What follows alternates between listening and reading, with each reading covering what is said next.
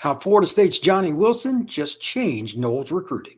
You are Locked On Seminoles, your daily podcast on the Florida State Seminoles, part of the Locked On Podcast Network.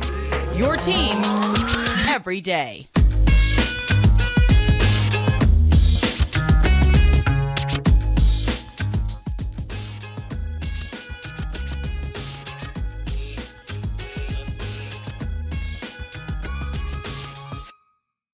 Welcome back into another episode of Locked On Seminoles. I am your host, Brian Smith. Thank you to everyone that checks out this show and makes it a lot of fun for me. And I really want to continue to grow it. So please hit that like button and subscribe. You can find this podcast wherever you get them, on YouTube as well. Please check us out every chance you get. Today's episode, we are going to talk about Johnny Wilson and why he flat out has changed Florida State recruiting based on his NFL Combine numbers. And I'm going to talk about some of the kids that get into that conversation with me on and off the record stuff right here on Locked On Seminoles. So let's get started with this. I'm just going to give some of his basic measurements and things and then jump right into the recruits. Again, if you take nothing else away from this podcast, Johnny Wilson has changed Florida State recruiting. This is just the way it is based on how kids look at recruiting. The NFL Combine is a huge deal. So Johnny measured in at 6'6" and 3/8. 231 pounds, and his second attempt at the 40, he ran a 4.52. Anytime you're under 4.6, I don't care what position you play, you're moving. But when you run 4.52 at over 230 pounds, that pretty well narrows it down. You're a fast guy. You're very athletic. But here are the more interesting measurables. He broke the record at the Combine with an 84.5-inch wingspan. That's a condor. Okay, that's a 747 landing in Tallahassee. So that was pretty impressive. You also have the fact that ran a 4.11 shuttle. The 20-yard shuttle is not a fun event, in my opinion, for long-legged guys. Obviously, Johnny is at over 6'6". 4.11 at that size, that's more like a 5'10 guy running that. Obviously, he trained well. He's smart. He figured out the best way to do it or he wouldn't hit those marks, but props to him. Finally, you're talking about a guy, you're looking at all the measurements and all that stuff. He had a 10.8 broad jump. If you don't know what that is 2 feet parallel to each other. You can't take any steps of any kind. You're just parallel and you just jump forward like a leapfrog. To do over 10 feet for a guy like him, again, that's really impressive. The different types of agility, the vertical, all that stuff. I mean, he had a 37-inch vertical too, which is outstanding. Everything that he did was awesome. It was on full display on NFL Network. It's been tweeted. It's on Instagram. It's on every form of social media known to man. Now, here's how it parlays into recruiting. Point blank, no ifs, no ands, no buts. Wide receivers are the biggest prima donnas for the most part in football now. They want their name in lights. His is definitely pretty bright right now across the NFL spectrum. He just jumped up a lot of boards, and he's going to go pretty high in the draft. It's still projection. I'm not going to get into where everybody's has him, and I could do 10 shows just on that, but that stuff drives me nuts. Bottom line, he's going to go up in the draft, and his stuff is going to go all over the place. Was he really a big-name guy before he got to Florida State after transferring from Arizona State? No. What is Florida State going to be able to sell to recruits, especially wide receiver recruits? We developed a kid that had talent, definitely, but look where he's at now after coming to Florida State. This is huge. And it goes right into what I mentioned at the beginning. Florida State is not like anybody else. They got to get the best receiver recruits, right? These kids want to know who's going to the NFL and why. Relationships, I always talk about that. That's number one in recruiting. If you're going to augment that with something, it's the NFL draft, especially with the receivers. Those kids want to hear you're getting me the NFL, period. Is that fair? No, not necessarily, but that's how almost all of these kids talk. I just got done at the Under Armour event in South Florida this past weekend, and I can flat out tell you that is a constant conversation. Doesn't matter the position, but receiver is probably number one on that board. This is going to help Florida State in so many different ways. And here's the other little bonus that goes along with it. It's not like Johnny Wilson's going away. Obviously, these combine numbers are still just testing, but he is a tremendous receiver that averaged roughly 20 yards a catch in an elite situation, like going up against big-time teams, LSU, whoever it may be. He produced. I guarantee you those clips are going to continue in this thing called the Not For Long, or NFL by its official title, because he's going to make some plays there. Florida State, all their Twitter handles and everything else they have, all the coaches, etc., they're going to be clipping him and publishing those all over social media for years to come because he's a very talented player, and I think he has a chance to be a Pro Bowler. When you can push that, hey, we developed this guy that's in the Pro Bowl or is in the playoffs, made the great catch, made ESPN's top 10 list. Again, Johnny Wilson is going to change recruiting. They're doing well, don't get me wrong, but you got a chance now to increase your odds with the elite players. I wrote down a few kids, but I mean, I know these guys pretty well. Anyway, Vernell Brown, Dallas Wilson, Jamie French. I mean, it's kind of crazy. Cortez Mill, Javon Boggs, whoever they go after for the rest of the cycle and these things change, they're going to be able to say, look what we did with him. Now we're going to do this with you. Recruiting matters, man, like at every spot, but like you can get kids like that I just mentioned. They got just 2 of them this year in the cycle. That's a big deal. And they'll be able to use that for the next class in 26 and in 27 and so on and so forth. Having elite combine numbers may not mean nothing to you. And some people hate the combine, some love it, whatever. I'm telling you, this matters to recruits. And again, it'll eventually matter because those combine numbers and all that are going to translate into him actually playing on Sundays in the National Football League. So, number one, congrats to Johnny for not only just being ready for it, but like, man, he must have been just straight up locked in. You do not run those numbers, do not jump like that, 37-inch vertical, etc., unless you were set up for success. Whoever helped train him, whether it was at Florida State, additionally, they usually have trainers away from the school they're at for quite a while, whatever. Props to all of them too. And Florida State, Mike Norvell and his entire coaching staff will benefit from this. So lastly, before I go on and talk, I want to talk a little bit about Hakeem Williams, etc., some other guys coming up here in just a moment. Give props to Johnny.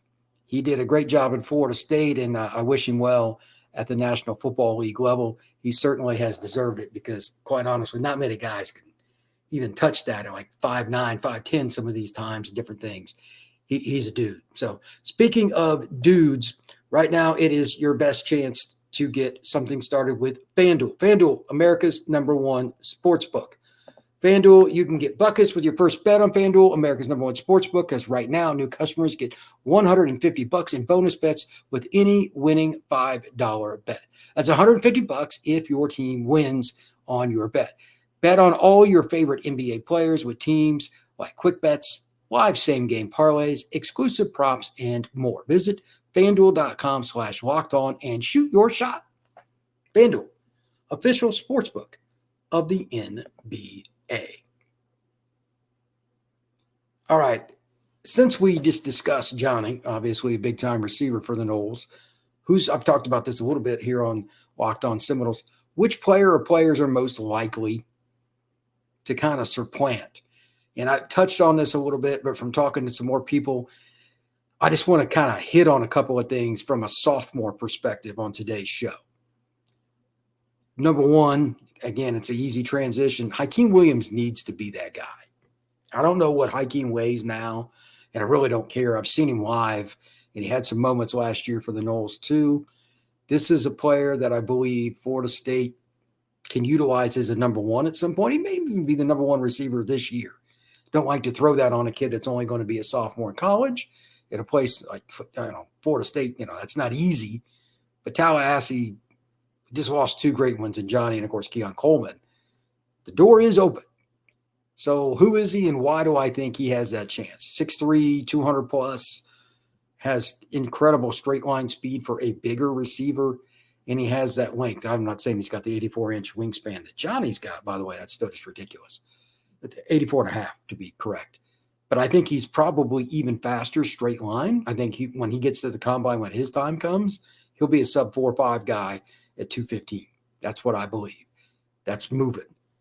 And he may even be bigger than that with it by the time he gets to the combine. Additionally, Hakeem can make not just big plays, but he makes the ones when the defense did their job. What exactly does that mean? Number one, for him, that's just taking it off a DB's head. He's a physical kid. He can catch a 50-50 ball. He can also go up in a crowd and body up with a big safety on a ball that, quite honestly, probably shouldn't have been thrown. sometimes you're like, uh-oh, this could be bad. And you see the DBs get beat, like that corner and the safety converge, but the receiver takes the ball away. In that situation as well, not just one, but two guys. Hakeem can do that. I'm not saying, again, that he's going to be the guy, but he should at the very least elevate his game this next year. I don't really care about his stats and all that, and I can read them off. We'll go over more stuff, which will get a little closer to spring ball. For those of you who don't know, Florida State is starting their spring ball a little bit later than most schools. It's in late March. I think it's got a lot to do with a lot of the kids that had surgery and stuff in December, early January, and they want more of them back. That's not a really bad idea. So, and anyway, Hakeem is important, and not just from the perspective of making the big plays too. Think about the two players they lost in Johnny and Keon. They're both big. Johnny's 6'6.5". Keon's probably 6'3.5", 6'4". That's a lot of size. Teams struggle with it. There's a reason that college coaches covet it. And, just recruiting is one of them. They want as many as they can get over 6'2". Who are going to be those guys? Darius could be one of them, but Keon and Johnny, they need a couple of guys that are bigger to make some moves. I think Hakeem is going to be the first one to do that because he's also a deep threat. Guys over 6'1" that can be true deep threats, not just jump balls, but can run by guys like Hakeem. That changes how a defense will line up. It changes how often they will blitz and or stunt. And it also changes how often they'll just go, you know what, we're going to put 8 in the box and try to slow down your run game. And we're going to man up outside. There'll still be some times that teams do that, but it may benefit Florida State if they do. I think Hakeem will be able to take the top off more than occasionally for the Noles. Very talented player in that regard. Where I'm curious about him, why this spring ball is so important for him and for, well, really anybody, Brock Glenn or DJU, anybody throwing him the football is the following. It needs to be a situation where he learns how to run all the little intermediate routes and short routes where there's more traffic. Every single inch matters. And that's the difference between winning and losing in close games. You see those passes in the TV analyst or the radio guy goes, oh, that was so close. Well, so close means you probably made an error. User error, you hear that on computers, you get mad at the computers, probably you, probably me, whoever, user error. It's usually the route is a little bit off, etc. You got to be able to read after the snap, not just before the snap, how guys are moving. The quarterback's got to adjust. So the passing game is so difficult at all levels, to be honest with you, because when a DB adjusts late, you got to adjust with him. When a DB comes up and plays man and takes your inside away and you're set to run a slant, you got to figure it out. Is there a secondary movement you have to take? Is there something going on with that automatically? All those things you got to memorize. You can't miss. Because if you do, it can go the other direction for 6. All that stuff. That's where I'm curious about Hakeem this spring. How well does he adjust? How well does he assimilate to the offense overall, getting more reps? Because, again, Keon and Johnny gone, everybody's got a shot. Wide receiver's pretty open. And I really don't care about all these mock, shall we say, depth charts at Florida State. If there's any coaching staff in college football, especially on offense, that is as open to playing somebody regardless of their press clippings coming into that season, it's Florida State. I mean, you look at how the Noles recruit. I mean, Hakeem was a big name guy, but like Quintin Darius, who I'll talk about here in a little bit, like he wasn't recruited heavily at all, and yet he ends up at Florida State and plays as a freshman. They do their own evaluation. So if he comes in and proves it, he'll play. If not, somebody not ranked as high as Hakeem will get in there and make it happen. So I'm curious about that. And then finally, if he's the guy out there, because he's a naturally big, strong dude, Hakeem's a kid that can help you in the run game and the screen game as a blocker. You can't teach natural size because that's what it is. It's natural. It's just who he is. Sure, he'll get a little bit stronger, a little more powerful, but Florida State does a really good job with their screen game. Guys like Hakeem, you can't have enough of them in it. He's not a tight end, but he's not far from it in terms of like what he's probably going to weigh by the time this next season rolls around. He could be 220. I don't know. I'm not sure what they're trying to do with him. That's something else that's kind of curious. I'm really not sure, but I do know that he's a powerful young man. Also, since we're talking the passing game, I think it's important for Brock Glenn to improve in this spring. I don't have high expectations for him this year because I just don't think he's going to play that much. But that's why quarterback is always bizarre, man. It just is. You got to have a backup that's ready, which is an oxymoron because it's not possible to ever be ready with the backup. There's only one guy taking the first team reps. It's going to be DJU. I don't know how any team does it. This is not a Florida State problem, but I've talked to numerous coaches about this. There's just no way to make this work. You need every player to get the first team reps at quarterback. You know what I mean? It's like you need all of them to have a repertoire with the receivers, the tight ends, and the running backs throwing the ball. It is what it is. Brock Glenn played a little bit last year. He was obviously not ready. True freshman, he should not have been. But how much does he progress between now and the end of spring? Because A, DJ could get hurt. B, DJ could just have a bad day and you have to replace him in a game. What could Brock do against Clemson, against Florida, against Miami, whatever it is? It could be against a team that you're a favorite by 25 points. If the quarterback gets hurt in the first quarter, DJ's out with a high ankle sprain, and you know it, is Brock ready? So from the sophomores, I talked about Hakeem. This is the natural transition. It's really important that he's at least serviceable and he can throw consistently for 150-plus yards in a game without throwing it 40 times. Like, you can't have those 5 yards and less averages per attempt. He needs to average 6-7 yards, which still isn't that good, bare minimum, and really 8+. 8 is kind of like par, yards per attempt in college football or pro football. If you're not at 8, chances are things aren't going the way they should. And it may or may not be the quarterback's fault, but that means, again, the chemistry thing that I talked about from practices. They got to go work in the summer when it's kind of weird, but college coaches don't really have contact with the players other than like texting with them, this, that, and the other. Strength coaches and the player-led practices are how everything works. College football is bizarre in that regard. So between now and the summer, probably more importantly, to put it that way than just spring, it's important for Brock to get Florida State into that next level. Meaning, if you're going to be a true program, you have a next man up. Luke Cromahawk going to come in. I'm telling you, that's my guy. He's not going to wait around. He's a dude. He could pass him if he's not ready. Brock has played, though. He's been in the system a year. He's got the opportunity and the advantage over Luke. If this spring does not go well, that's going to go right away. I'm telling you, Luke is a very talented kid. They're actually built similarly. Their games are similar. And I think Luke has more upside, but being a year behind, it's, either you've been in the system or not. This is an important spring for Mr. Glenn. Final note on him before we go to the other side. We're talking about a quarterback situation where if you look at Florida State historically, there have been so many good quarterbacks.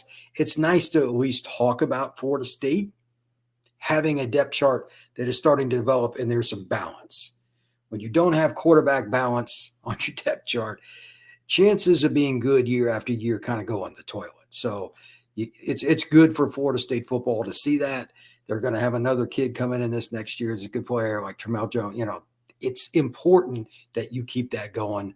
I think that, to be honest, they can't really be complaining with where they're at. It's amazing, just like removed from 2 years ago, going into the 22 season, like where's Florida State at quarterback? They weren't sure, to where they are going into 24. It's night and day. So with that being said, also night and day, Nissan. Make sure you check out Nissan.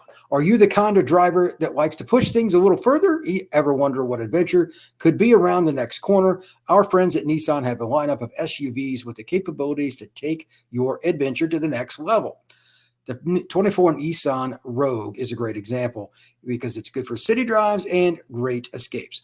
Class exclusive Google built-in is your always updating assistant to call on for almost anything. Gone are the days of connecting your phone. Google Assistant, Google Maps, and Google Play Store are built right into the 12.3-inch HD touchscreen system. The 2024 Rogue is the perfect midsize crossover for your next adventure.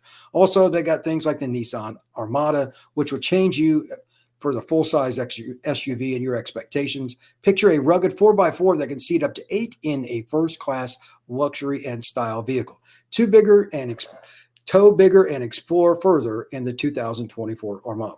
Take the Nissan Rogue, Pathfinder, or Armada and go find your next big adventure. Shop NissanUSA.com. This final point here is going to be about a couple of kids that I think are interesting that probably don't get talked about enough, going into spring, and that's a linebacker and a DB. Got Justin Cryer and Quindarius Jones.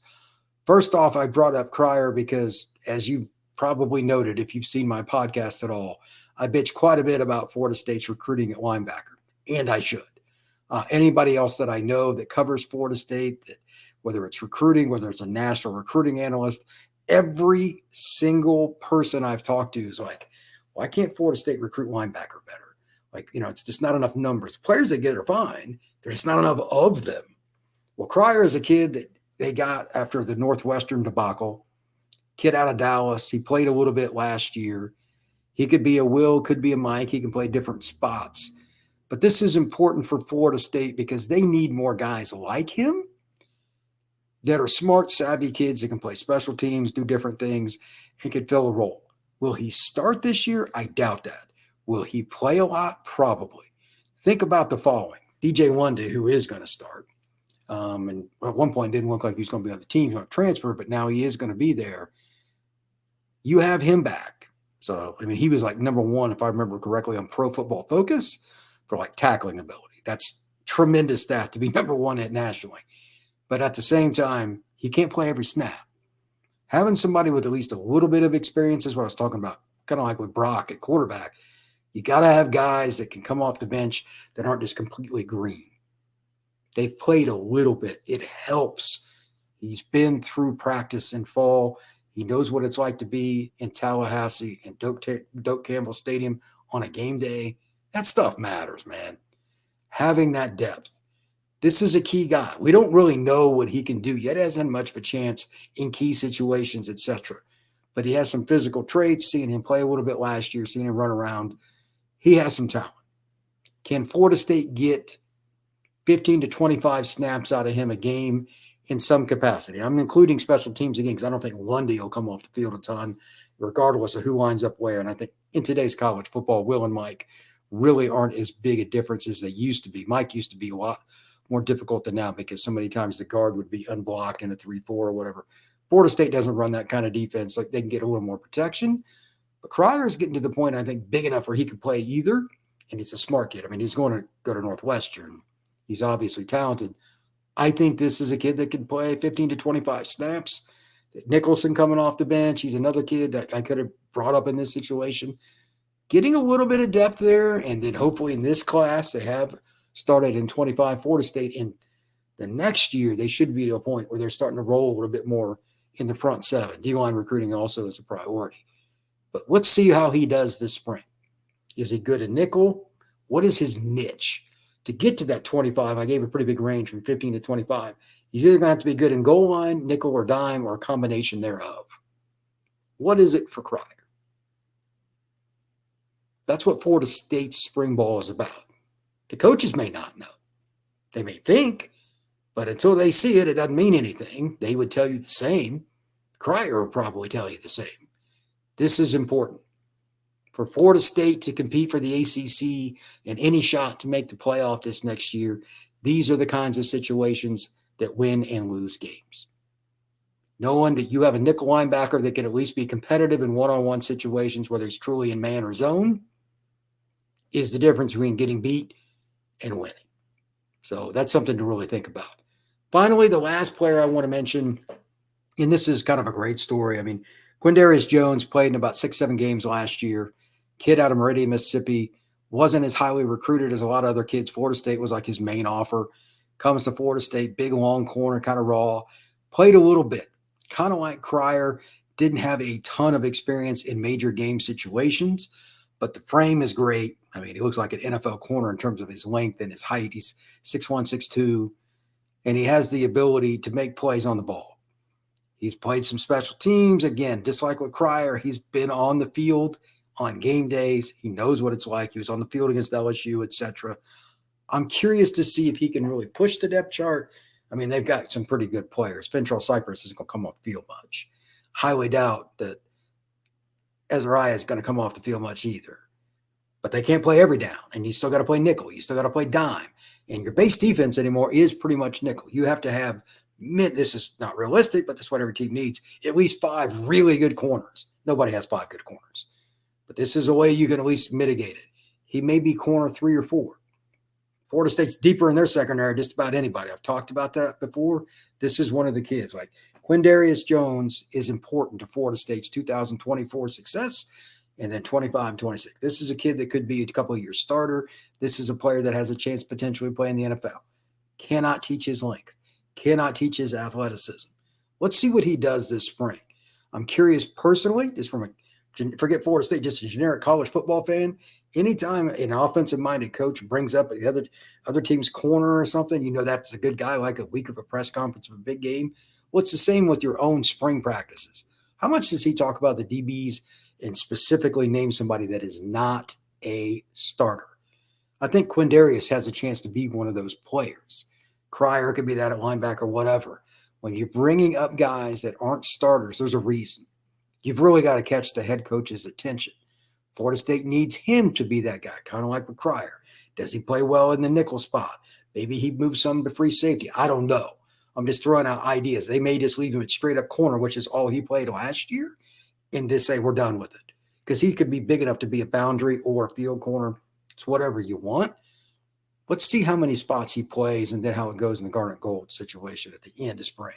Because I think he's a really good player, and Florida State's lucky to have him. As I've said many times, Norvell and his staff, they do their own evaluations, and that's important. This kid wouldn't have been at Florida State if they didn't, and they just went by the press clippings and the recruiting rankings. So hats off to them, and hats off to Quindarius for making it happen. Thank you very much for making this a great podcast. I appreciate it. Please like and subscribe, share this podcast, and comment. I truly appreciate it. Everybody have a great night. Thank you very much.